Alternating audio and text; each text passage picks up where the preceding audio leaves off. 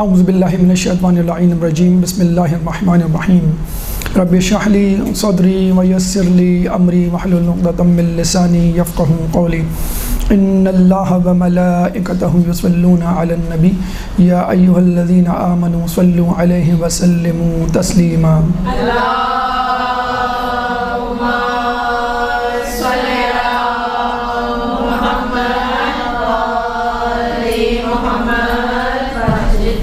ماہ رجب کے حوالے سے تیسری اہم شخصیت جس کا تذکرہ اس مہینے میں کیا جاتا ہے امام باقر اور امام نقی علیہ السلام کے بعد امام تقی علیہ السلام، جن کی ولادت 10 رجب کو منائی جاتی ہے۔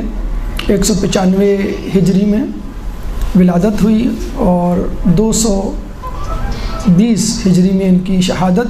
فقط 25 سال کم عمر ترین امام، یعنی سب سے کم زندگی پانے والے، لیکن اس کے باوجود بھی اپنے آپ کو امام ثابت کیا، اس کے باوجود اپنی ذمہ داریوں سے عہدہ برآ ہوئے، اور آپ اپنے والد کے ساتھ جوادین کہلاتے ہیں، جیسے عسکرین کہلاتے ہیں امام نقی علیہ السلام اور امام حسن عسکری سامرہ میں، سامرہ کے محلے عسکر میں جن کی رہائش تھی، اس حوالے سے تو جوادین کہلاتے ہیں امام موسیٰ کاظم علیہ السلام اور امام تقی علیہ السلام۔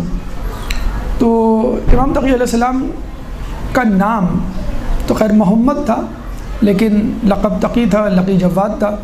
بر صغیر پاک و ہند میں تقی کے حوالے سے مشہور ہیں اور عراق میں جواد کے نام سے مشہور ہیں۔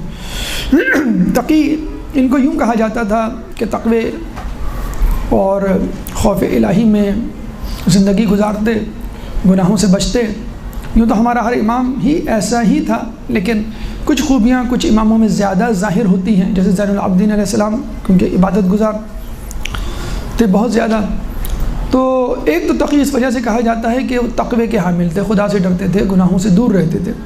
اور تو جو شخص خدا سے ڈرے، گناہوں سے دور ہو، تو اللہ تعالیٰ اس کو پھر دنیا کے شر سے بھی محفوظ رکھتا ہے، عافیت میں رکھتا ہے، جیسے کہ ہم نے تذکرہ کیا امام نقی علیہ السلام کی سیرت کے حوالے سے کہ انسان کو عافیت جب ملتی ہے تو اس کو فراغت ملتی ہے، وہ زیادہ سے زیادہ وقت عبادت الہی میں گزار سکتا ہے، اطاعت الہی میں گزار سکتا ہے۔ بالکل اسی طرح امام تقی علیہ السلام تقوی کے حامل تھے، اللہ سے ڈرتے تھے، گناہوں سے بچتے تھے، اس لیے اللہ تعالیٰ ان کو دنیا کے شر، اور اس وقت جو امام کے سامنے شر عظیم تھا وہ تھا شر مامون بادشاہ، مامون عباسی کے بادشاہ کے شر سے محفوظ رہے۔ اور ایک دفعہ مامون کے بارے میں ملتا ہے کہ وہ آپ کے گھر گیا اور آپ کو قتل کیا، تلوار سے ٹکڑے کیے، لیکن پھر بھی دوسرے دن باعجاز خداوندی وہ بچ گئے، تو اس لیے بھی آپ تقی جو ہے وہ مشہور ہوئے۔ تو یہ تو آپ کی جسے کہتے ہیں کہ وضاحت تھی آپ کے لقب کی۔ اس کے بعد تشبیہ، ان کو تشبیہ دی جاتی ہے موسیٰ علیہ السلام اور عیسیٰ علیہ السلام سے۔ 8ویں امام رضا علیہ السلام سے جب کسی نے پوچھا کہ آپ کے بعد امام کون ہوگا، کیونکہ ان کی عمر 47 سال 47 ایئرز ہو چکی تھی اور کوئی ان کا بیٹا نہیں تھا، تو امام نے کہا کہ عنقریب اللہ تعالیٰ مجھے ایک بیٹا دے گا کہ جو میرا امام ہوگا اور میری تمام میراث کا مالک ہوگا۔ تو لوگوں نے دیکھا کہ عنقریب اللہ تعالیٰ نے ان کو بیٹا دیا۔ اور یہ بھی ملتا ہے کہ جب وہ بہت ہی چھوٹے تھے، گہوارے میں تھے، تو کسی نے پوچھا کہ آپ کا امام آپ کے پیچھے کون ہوگا، تو یعنی 50 سال کے وہ ہو چکے تھے، تو انہوں نے کہا کہ یہ بچہ جو ابھی گہوارے میں، تو لوگ بڑے حیران ہوئے کہ یہ اتنا سا بچہ آپ کی غیر موجودگی میں، کیونکہ ان کو سامرہ منتقل کیا جا رہا تھا، تو انہوں نے کہا کہ یہی میرا بیٹا ہوگا، اور کیوں نہ ہو جب عیسیٰ اور موسیٰ جو ہے وہ گہوارے میں اور بچپنے میں نبوت کا کام انجام دے سکتے ہیں۔ بلکہ عیسیٰ نے تو آپ نے سنا ہوگا قرآن میں اللہ تعالیٰ فرماتا ہے کہ سورہ مریم آیت نمبر 31 میں کہ قال انی عبد اللہ وآتانی الکتاب وجعلنی نبیا، کہ بے شک میں اللہ کا بندہ ہوں، مجھ پر کتاب اتری اور اللہ تعالیٰ نے مجھے نبی بنایا۔ تو جب عیسیٰ علیہ السلام، موسیٰ علیہ السلام اور یحییٰ علیہ السلام کے بارے میں ملتا ہے کہ جب وہ گہوارے میں اور بچپن میں رسالت کا کام انجام دے سکتے ہیں، تو ایک امام تقی علیہ السلام 2.5-3 سال میں امامت کے سزاوار کیوں نہیں ہو سکتے؟ اور معجزہ ثابت کرتا ہے کہ آپ گہوارے ہی میں امامت کے حامل تھے، کہتے ہیں ایک شخص تھا محمد بن میمون، وہ امام رضا علیہ السلام کے ساتھ مکے میں موجود تھا، تو اس نے کہا کہ میں مدینہ جانا چاہتا ہوں اور آپ کے صاحبزادے سے ملنا چاہتا ہوں۔ اس وقت امام تقی علیہ السلام کی عمر مبارک جو ہے فقط 2.5 سال تھی اور وہ گہوارے میں جھولے میں تھے۔ تو امام رضا بڑے مسکرائے، یعنی ظاہر سی بات ہے 2.5 سال کے بچے سے کوئی یہ کہے کہ میں ملنا چاہتا ہوں آپ کے بیٹے 2.5 سال کے بچے سے، تو امام مسکرائے اور اجازت دی۔ تو اس نے کہا کہ آپ ایک خط لکھ دیں۔ تو امام نے خط لکھا، اس کو سربا مہر کیا، مہر لگائی اور وہ خط لے کے آپ کے گھر پہنچا۔ تو امام کا غلام تھا موفق، وہ آیا تو اس نے کہا کہ میں امام کی زیارت کرنا چاہتا ہوں، یعنی 2.5 سالہ امام محمد تقی علیہ السلام کی۔ تو امام کو وہ گود میں لے کر وہ غلام آتا ہے، تو امام جو ہے وہ خط پیش کرتے ہیں اس بچے کو۔ تو باجازِ خداوندی محمد تقی جو ہے اپنے غلام موفق سے کہتے ہیں کہ اس خط کی مہر توڑو۔ تو موفق جو ہے وہ مہر توڑتا ہے اور خط کھول کے آپ کے سامنے رکھ دیتا ہے۔ وہ باقاعدہ پڑھتے ہیں اور کہتے ہیں کہ اے شخص تمہاری آنکھوں کا کیا حال ہے؟ تو پتہ چلتا ہے کہ وہ بیچارہ نابینا ہو چکا تھا، آنکھیں زائل ہو چکی تھی، بینائی۔ اس نے کہا کہ امام بس میری بینائی زائل ہو چکی ہے اور میں اسی واسطے سے آپ کے پاس آیا ہوں۔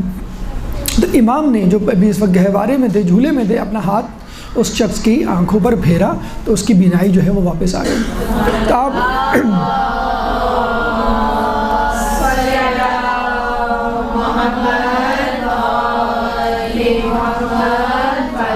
اندازہ لگا لیجئے کہ فقط 2.5 سال کا بچہ ہاتھ پھیرتا ہے، آپ کی بینائی آ جاتی ہے، تو اس کا مطلب ہے وہ کچھ کمالات کا، کچھ معجزات کا حامل تھا جو اللہ تعالیٰ اپنے خاص ہی بندوں کو دیا کرتا ہے۔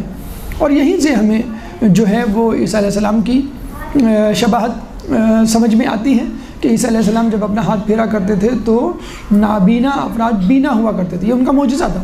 اور امام رضا نے بالکل صحیح کہا کہ یہ مثل عیسیٰ و موسیٰ ہے، جس طرح موسیٰ علیہ السلام کے لیے دریا شق ہوا، اس کے لیے بھی دریا شق ہوگا۔ جس طرح عیسیٰ کی مادر مطہر تھی، اس طرح ان کی بھی مادر طاہر و مطہر ہوں گے۔ تو اس کے علاوہ جو ہمیں تصدیق ہوتی ہے کہ آپ سلسلہ امامت ہی سے تعلق رکھتے ہیں، وہ امام حسین علیہ السلام کے معجزے کی، کہ جب فطرس اس وقت امام حسین سے اپنا پر واپس لیتا ہے کہ جب وہ جھولے میں تھے، اور فقط ان سے نہیں، فقط ان کے نہ صرف ان کے بدن نہیں بلکہ فقط ان کے جھولے کی لکڑی سے مس کرتا ہے اپنے جسم کو، تو اس کے پر آ جاتے ہیں۔ یعنی کہنے کا مقصد یہ ہے کہ اگر امام موجود نہ بھی ہوں تو ان کی ذریعے سے اپنے جسم کو مس کریں آپ، تو انشاءاللہ اللہ تعالیٰ آپ کو وہ معجزات دے دے گا، وہ کمالات دے دے گا، وہ ضروریات پوری کر دے گا جن کے لیے آپ امام کے پاس تشریف لائے ہیں۔ تو یہ امام کا معجزہ تھا جو 2.5 سال کی عمر میں انہوں نے ثابت کیا کہ میں مثل عیسیٰ مثل موسیٰ ہوں۔ جنہوں نے 2.5 سال کی عمر میں یہ ثابت کیا میں بھی سلسلہ امامت کی ایک کڑی ہوں، چاہے میں جھولے ہی میں کیوں نہ ہوں۔ اس کے بعد امام کی عمر فقط 7 سال ہوتی ہے، اور آپ کو معلوم ہے کہ مامون نے ان کے والد بزرگوار 8ویں امام کو قتل کیا تھا۔ جب قتل کیا لوگوں میں واویلا مچا، شور اٹھا اور اس کی ساکھ بری طرح متاثر ہوئی، تو اس نے کسی طرح میں ان کے صاحبزادے اور ان کے خاندان سے محبت کا اظہار کروں اور لوگوں کو بتلاؤں، کسی طرح اپنی گڈ ول مینٹین کروں، تو اس نے ان کے صاحبزادے یعنی امام محمد تقی کو بغداد طلب کیا کہ کس طرح میں ان کو مہمان بناؤں اور ان کی مہمان نوازی کروں، اور لوگوں کو بتلاؤں کہ میں ان کا دشمن نہیں ہوں، نہ ان کا دشمن ہوں، نہ ان کے والد کا دشمن تھا، حالانکہ وہ قاتل تھا۔ لیکن امام سے باقاعدہ ملاقات سے پہلے ایک بے قاعدہ کیجول ملاقات ہو گئی راستے میں۔ کس طرح کہ امام کچھ بچوں کے ساتھ، چند بچوں کے ساتھ ایک راستے میں کھڑے ہوئے تھے، تو مامون کی سواری جو ہے وہاں سے گزرتی ہے، تو جس طرح بچے کسی بزرگ کو، کسی پرہیبت شخصیت کو دیکھ کر بھاگ جاتے ہیں، بادشاہ تھا وہ، تو دیکھ کر بھاگ گئے اور یہ اپنے پورے وقار اور تمکنت کے ساتھ کھڑے رہے۔ تو مامون جو اس وقت پہچانتا نہ تھا کہنے لگا کہ آپ کیوں نہیں بھاگے؟ اب آپ جواب سنیے، 3 وجوہات بتلائیں نہ بھاگنے کی، اور ان 3 وجوہات میں 3 فلسفے ہیں، 3 حکمتیں ہیں، 3 راستے ہیں اپنی زندگی کو سنوارنے کے۔ امام نے کہا کہ راستہ اتنا تنگ نہیں تھا کہ میں اسے تیرے لیے کشادہ کرتا، یعنی راستہ اگر وسیع ہو، وسعت والا ہو، تو ہمیں کسی کو کہنا نہیں چاہیے کہ بھئی سامنے سے ہٹو۔ اگر آپ یہ کہہ رہے ہیں تو اس کا مطلب ہے آپ اپنے آپ کو دوسرے سے بڑا سمجھ رہے ہیں اور اس پہ ظلم کر رہے ہیں۔ وہ ہمارے ایک سابق حکمران تھے، وہ چائنا کے دورے پہ گئے تو واپس آگے کہنے لگے کہ وہاں عام لوگوں کا اتنا خیال ہے کہ میں حیران رہ گیا کہ میں چائنا کے پریزیڈنٹ کے ساتھ گاڑی میں سفر کر رہا تھا اور آگے ایک سائیکل والا سائیکل چلا رہا تھا، نہ ہمارے ڈرائیور نے ہارن دیا نہ اس کو اوورٹیک کیا، اس گاڑی کے پیچھے پیچھے چلتا رہا جب تک وہ سائیکل والا ایک طرف مڑ نہیں گیا۔ تو اتنی عزت، اتنی تکریم، اتنی جسے کہتے ہیں کہ اتنا احترام ایک عوام الناس کا۔ تو یہ بات تو ہمارے امام نے پہلے بتلا دی کہ اگر جگہ کشادہ ہو، راستہ وسیع ہو تو کسی کو ہارن دینے کی، کسی کو راستہ روکنے کی یا اپنا روب و دبدبہ دکھانے کی ضرورت نہیں۔ مولا علی جب گھر سے نکلتے تھے تو ان کے ساتھ بہت سارے لوگ ساتھ ہو جایا کرتے تھے، تو مولا باقاعدہ ناراض ہوا کرتے تھے کہ تم میرے دائیں بائیں نہ چلا کرو، میں کوئی عام خلیفہ نہ ہوں، اللہ کا بندہ ہوں۔ امام نے پہلی وجہ بتائی کہ راستہ اتنا تنگ نہیں تھا کہ میں تیرے لیے کشادہ کرتا ہوں۔ نمبر 2، میں کوئی مجرم نہیں تھا جو فرار اختیار کرتا۔ دیکھیں ایک مجرم کی خصوصیت ہوتی ہے کہ جب وہ جرم کرتا ہے، بچے بھی آپ نے دیکھا ہوگا جب کوئی غلطی کرتے ہیں ماں باپ سے ڈرتے ہیں، چھپ جاتے ہیں، کہیں چلے جاتے ہیں، خاموش ہو جاتے ہیں۔ مجرم بھی کوئی جرم کرتا ہے تو وہ غائب ہو جاتا ہے حکومت کی نظروں سے، حاکم وقت سے یا اہلکاروں سے، کیونکہ اس نے جرم کیا ہوا ہوتا ہے۔ تو وہ یہ انسانی ہے جو خدا کا مجرم ہوتا ہے لیکن پھر بھی کہیں نہیں بھاگتا، بڑے مزے سے جو ہے وہ گھوم رہا پھر رہا ہوتا۔ تو امام نے کہا میں نے کوئی جرم نہیں کیا کہ میں فرار اختیار کرتا۔ نمبر 3، میں یہ گمان نہیں کرتا کہ تو بلا وجہ سزا دے گا، یعنی وہ شخص آپ کے والد بزرگوار کا قاتل تھا لیکن پھر بھی امام اس سے مستقبل میں اچھا گمان رکھ رہے ہیں۔ دیکھیں امام بتلانا چاہ رہے ہیں کہ تمہارے سامنے کتنا ہی گناہ گار خطا کار کیوں نہ آ جائے، اس سے آگے کے لیے اچھی امید رکھو، ورنہ وہ اللہ کے حضور کہہ سکتا ہے کہ جب خدا تمام تر گناہوں کے باوجود کسی کو معاف کر سکتا ہے واپس پلٹنے پر، تو آپ نے کیوں نہیں معاف کیا اس شخص کو؟ تو امام کہنا چاہ رہے تھے کہ تو قاتل صحیح لیکن ہم آئندہ کے لیے تو اس سے اچھی امید رکھتے ہیں۔ جب مامون الرشید نے یہ سوالات کہ یہ جوابات وجوہات سنی راستہ نہ چھوڑنے کی تو وہ حیران رہ گیا، کہنے لگا بیٹا آپ کا نام کیا ہے، آپ کے والد کون ہیں؟ تو کہا کہ میں محمد تقی ابن علی رضا ہوں۔ تو وہ بہت جسے کہتے ہیں اس کو شوق لگا کہ تو وہی صاحبزادے ہیں جن کو میں نے بلایا تھا بغداد اور یہ راستے میں مجھے مل گئے اور ان کے والد ہی کو میں نے قتل کیا تھا۔ تو وہ لوگوں کو بتانے کے لیے صاحبزادے بھی امپریشن ڈالنے کے لیے میں آپ کے والد کا قاتل نہیں ہوں، بڑا درود و صلوات بھیجنے لگا کہ آپ کے والد جو ہے بڑی عزت و تکریم اور احترام کے قابل تھے۔ اور پھر جو ہے وہ اپنے راستے کو چل پڑا، غالباً اس لیے کہ میں رکوں گا تو میرا بھانڈا نہ پھوٹ جائے۔ جب یہ اتنی تفصیل سے کسی بات کا جواب دے سکتا ہے تو وہ مجھ تک بھی پہنچ سکتا ہے، میری اصلیت کو آشکار کر سکتا ہے۔ آگے چلا تو کہتے ہیں کہ اس کو ایک تیتر نظر آیا، اس نے اپنا عقاب چھوڑا، تو عقاب تیتر کو تو نہیں لایا بلکہ اپنی چونچ میں ایک زندہ مچھلی جو قریب المرگ تھی، ابھی مری نہیں تھی، مامون نے فوراً اس کو اپنی مٹھی میں لیا اور واپس آ گیا۔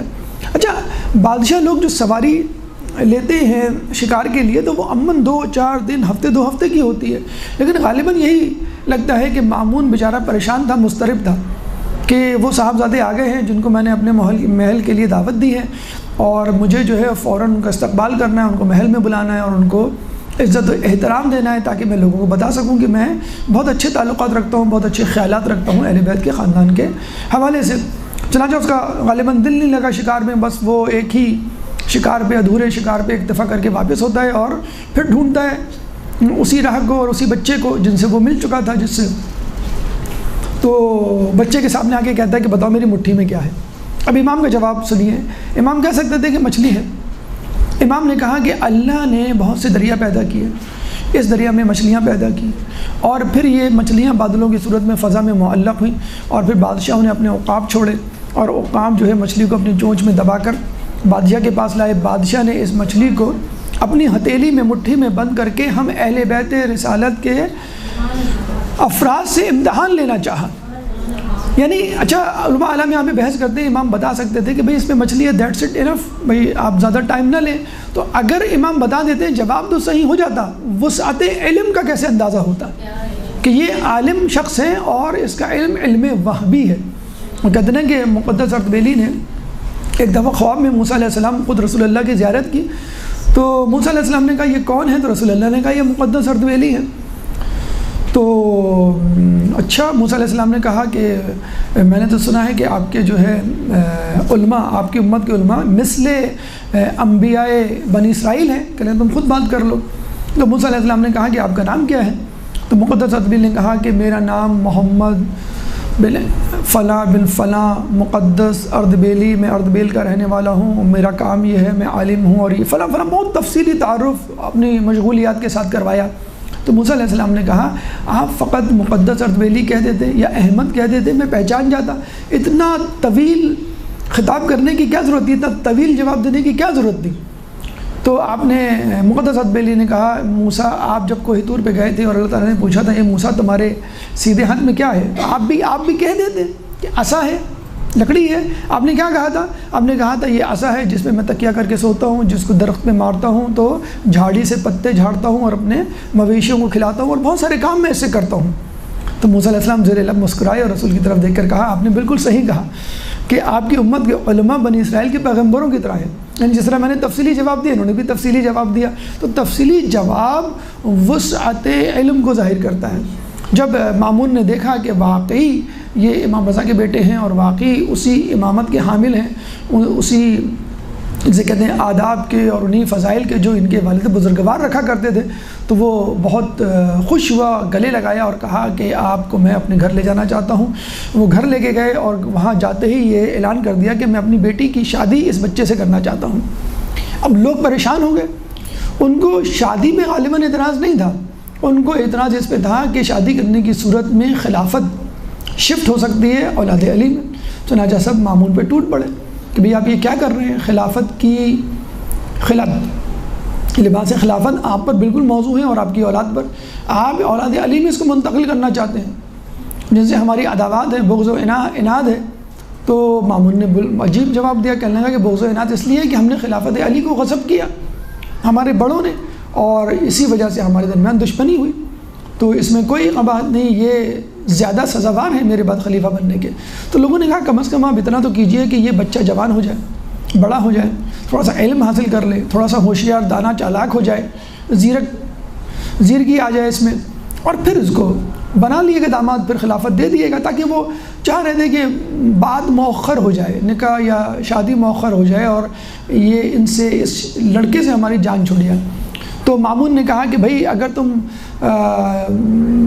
اس بات میں مصر ہو کہ یہ بچہ اس قابل نہیں اور دانائی میں اور زیرکی میں اور علم میں تمہارا مقابلہ نہیں کر سکتا، تو ٹھیک ہے تم اس کا امتحان لے لو۔ اب یحییٰ بن اقسم کو بلایا گیا جو سب سے بڑا ان کا عالم دین تھا۔ اب یہ آمنے سامنے بیٹھے تو انہوں نے کہا کہ بھائی یہ جو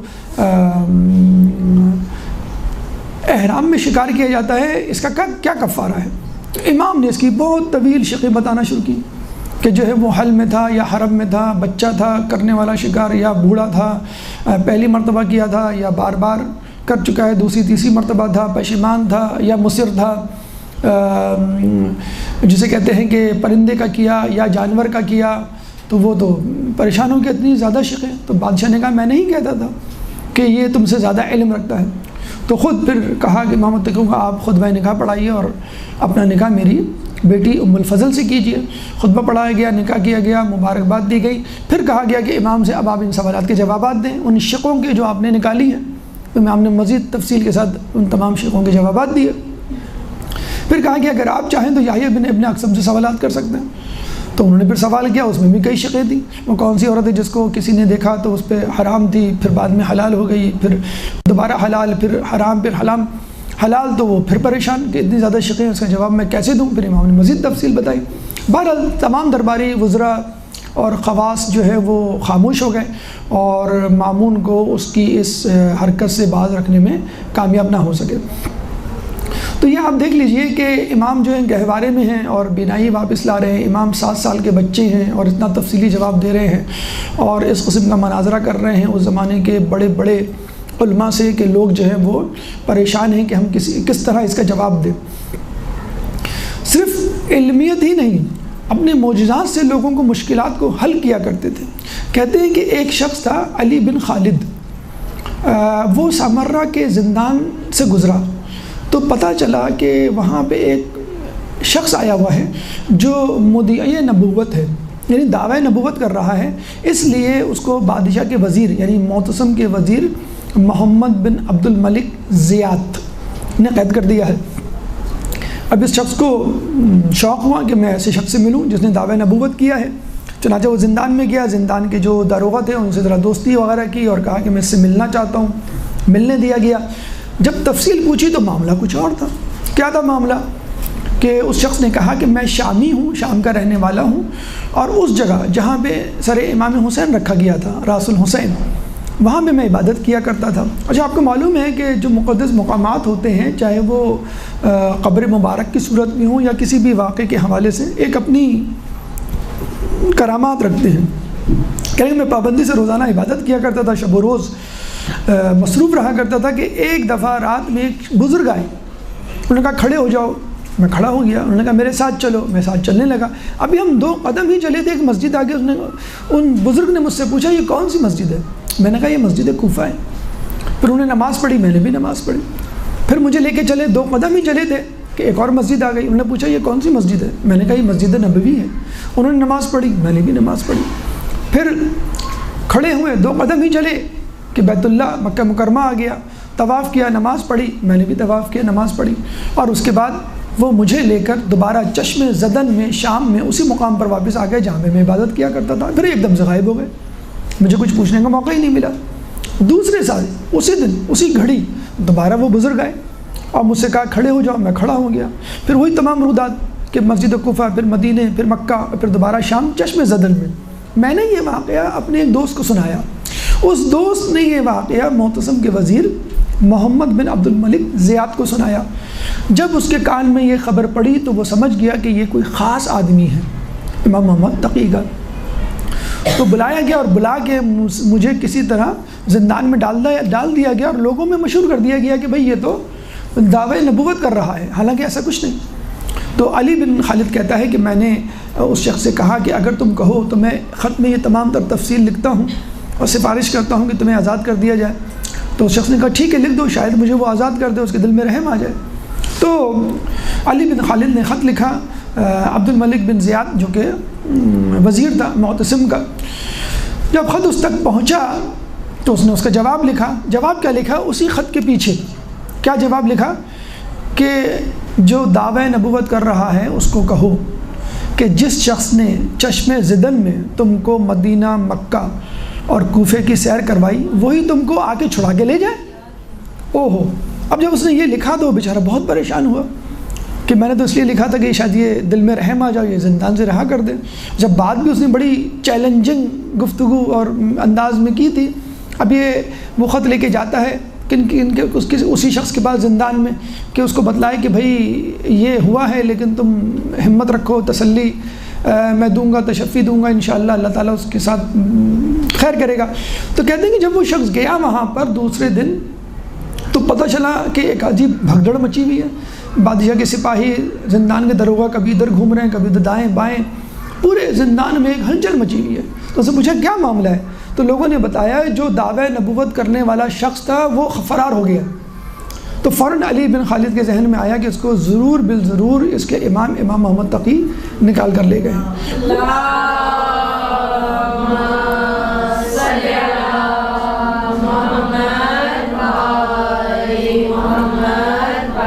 کہتے ہیں کہ علی بن خالد زیدیہ فرقے سے تعلق رکھتا تھا، اور جب نے امام محمد تقی کی کرامت دیکھی تو وہ فوراً مذہب امامیہ میں شامل ہو گیا۔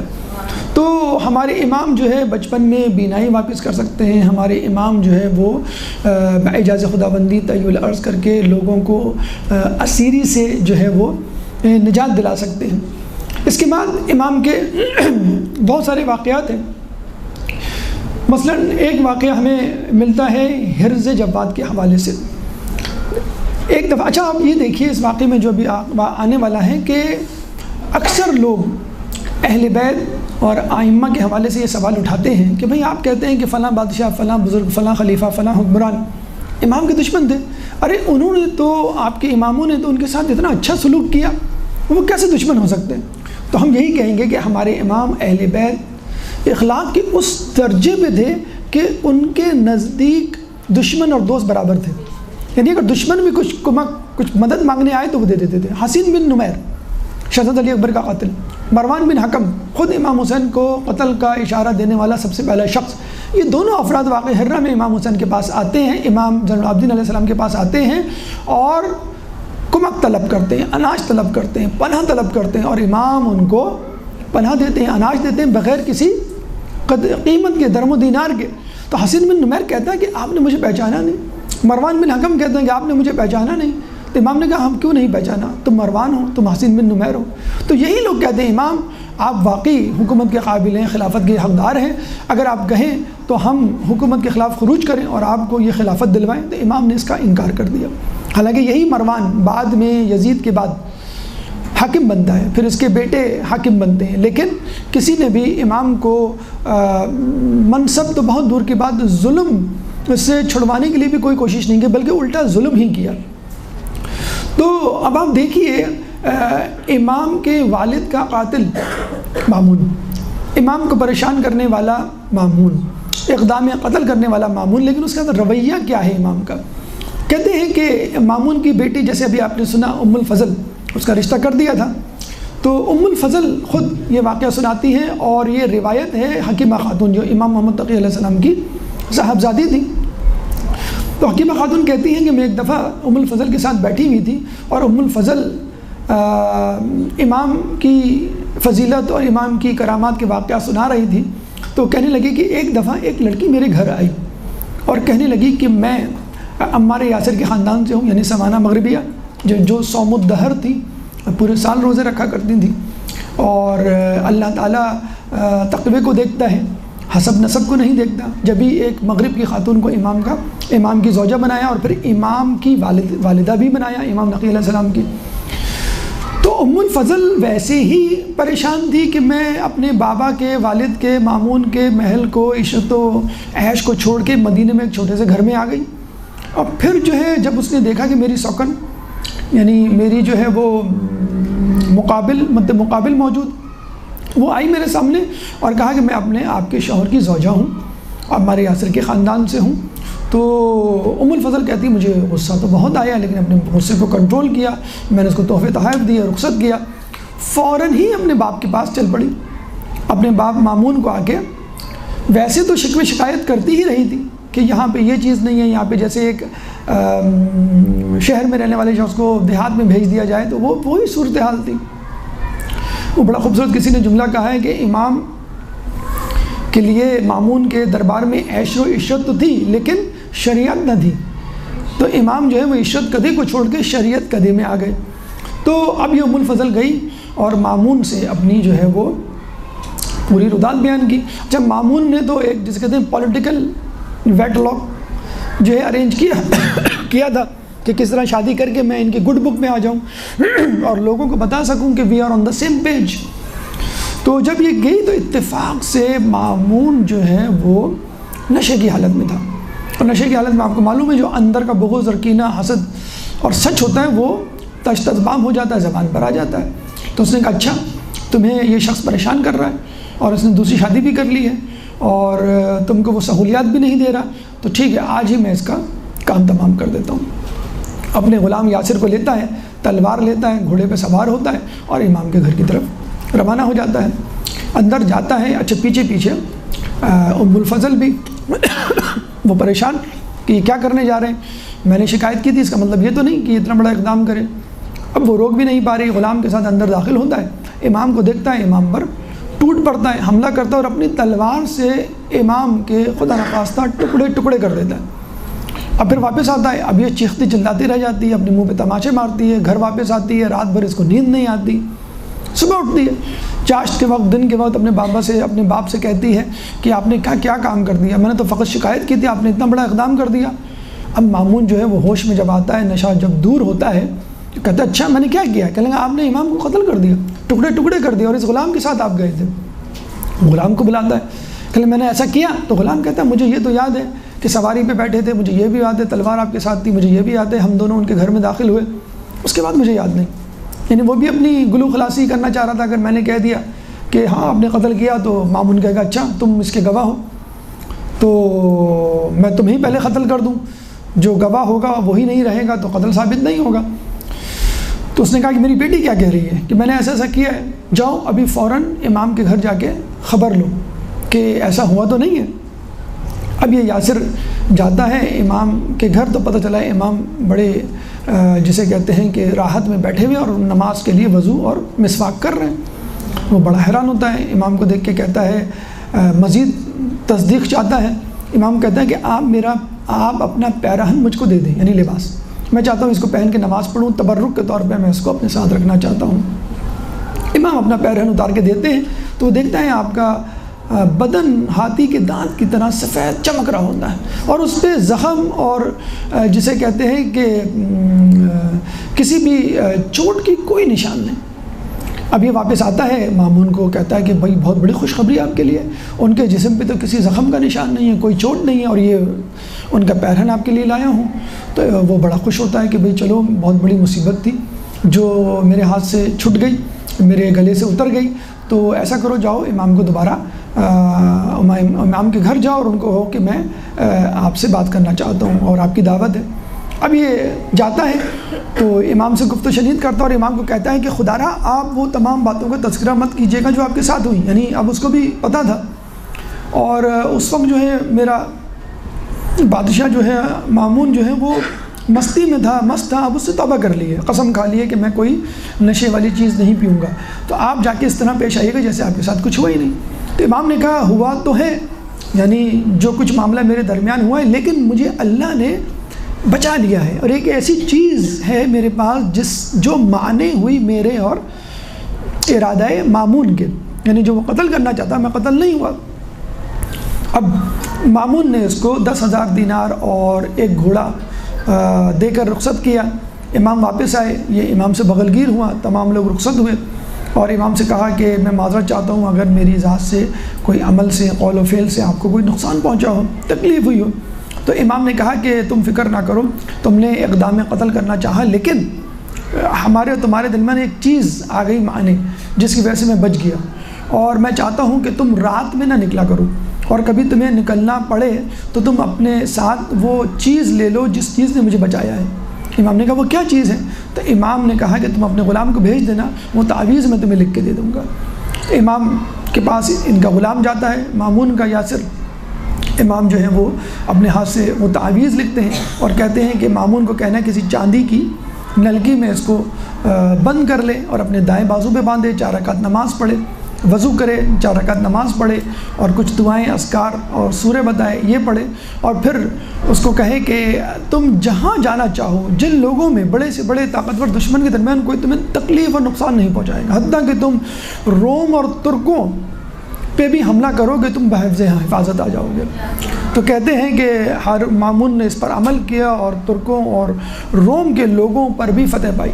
تو دیکھیں یہاں سے ہمیں ملتا ہے کہ امام بادشاہ کی زندگی کو بچا رہے ہیں تاکہ اسلام بچ جائے۔ جیسے خلیفہ دوئم نے بھی ایک دفعہ مولا علی سے آ کے فلسطین کے لیے کہا کہ میں وہاں جانا چاہتا ہوں، تو امام نے کہا کہ ٹھیک ہے، امام علی کے ان سے اختلافات تھے خلافت کے حوالے سے، تو کہا ٹھیک ہے کہ آپ جا سکتے ہیں، جنگ کرنی ہے تو آپ کریں، لیکن آپ خود نہ جائیں، کیونکہ خلیفہ وقت اگر کسی جگہ جائے گا اور اس کو تکلیف پہنچتی ہے تو پورے عالم اسلام کو۔ تو ہمارے امام اسلام کی بقا چاہتے تھے فقط، اب اس میں خلیفہ کی بقا شامل ہو تو ٹھیک ہے، اگر خلیفہ کی بقا شامل نہ ہو تو بھی ٹھیک، اگر امام کی جان اسلام کی بقا کے لیے ضروری ہو جائے تو امام اپنی جان بھی جسے کہتے ہیں کہ پیش کر دیا کرتے تھے۔ تو یہ ہمارے ائمہ کا رویہ تھا، بچپن سے لے کے جوانی، جوانی سے لے کے شہادت تک اپنے چاہنے والوں کو اور اپنے غیر، حتیٰ کہ اپنے دشمنوں کو بھی جسے کہتے ہیں کہ امداد پہنچانے سے دریغ نہیں کیا کرتے تھے۔ آخر میں ایک اور واقعہ جو امام کی شہادت پر جا کر متنج ہوتا ہے، ایک درود پڑھ دیں محمد والے۔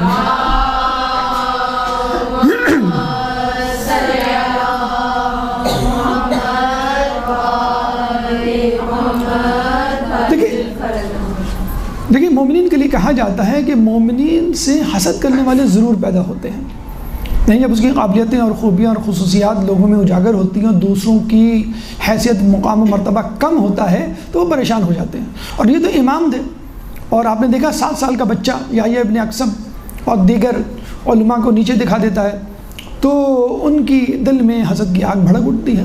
اب یہ مسلسل چلتی رہتی ہے 20 سال اسی طرح گزر جاتے ہیں تقریباً.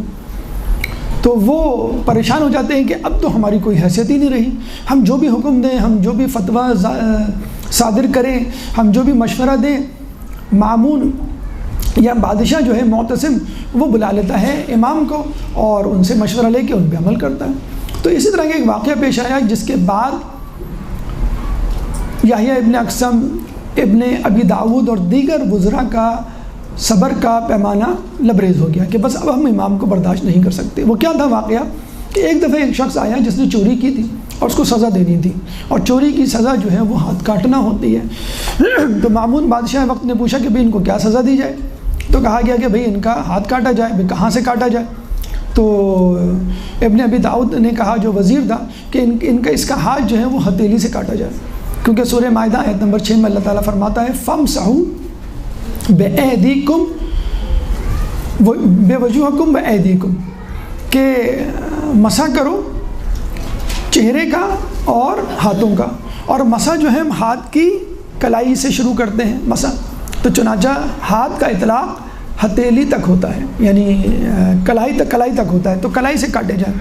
ایک اور شخص نے کہا بھائی اسی آیت میں سورہ مائدہ کی 6 آیت جو ہے، اسی آیت کے شروع میں اللہ تعالیٰ نے وضو کا حکم دیا ہے اور اس میں فرماتا ہے فَاغْسِلُوا وُجُوهَكُمْ وَأَيْدِيَكُمْ إِلَى الْمَرَافِقِ کہ تم اپنے چہرے کو دھو اور اپنے ہاتھوں کو دھو إِلَى الْمَرَافِقِ یعنی کوہنی تک. چنانچہ اس کا ہاتھ کوہنی تک کاٹا جائے کیونکہ ہاتھ کا اطلاق کوہنی تک ہوتا ہے. اب اس پہ جنگ، مباحثہ، مجادلہ شروع ہو گیا، مناظرہ کہ بھئی ہتھیلی سے کاٹیں کہ کوہنی سے. امام کو بلایا گیا تو امام نے کہا کہ نہ تو اس کا ہاتھ کوہنی سے کاٹا جائے نہ ہتھیلی سے، بلکہ اس کا ہاتھ انگلیوں کی جڑ سے کاٹا جائے، یعنی 4 انگلیوں کو کاٹا جائے. تو مامون نے کہا امام تقی کہ آپ اس کی دلیل دیں. تو امام نے کہا کہ اللہ تعالیٰ جیسے کہ سورہ جن آیت نمبر 72 میں فرماتا ہے، آیت نمبر 18 غالباً میں فرماتا ہے کہ ان المساجد وان المساجد للہ کہ مساجد اللہ کے لیے ہیں. فلا تدعوا مع اللہ احدا چنانچہ اللہ کے بغیر، اللہ کے علاوہ کسی کو نہ پکارو. اچھا اس کا ظاہری ترجمہ تو یہی ہے، مساجد اللہ کے لیے ہیں اور اللہ کے سوا کسی کو نہ پکارو.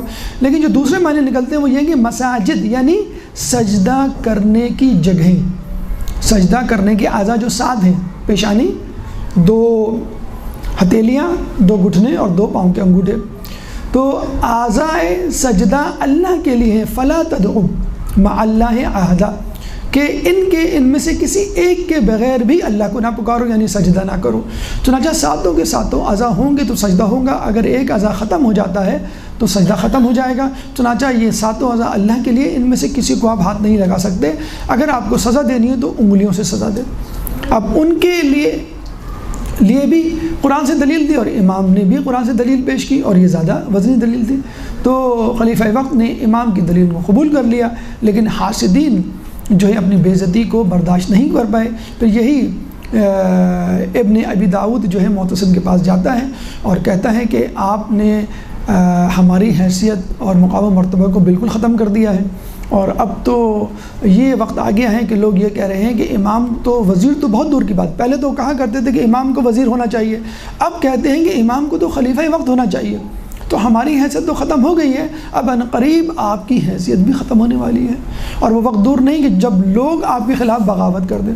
تو جب خلیفہ نے یہ سنا کہ بات مجھ تک پہنچ سکتی ہے تو اس نے فوراً آپ کے قتل کا حکم جاری کیا، دعوت بلوائی گئی اور کھانے میں زہر ملایا گیا.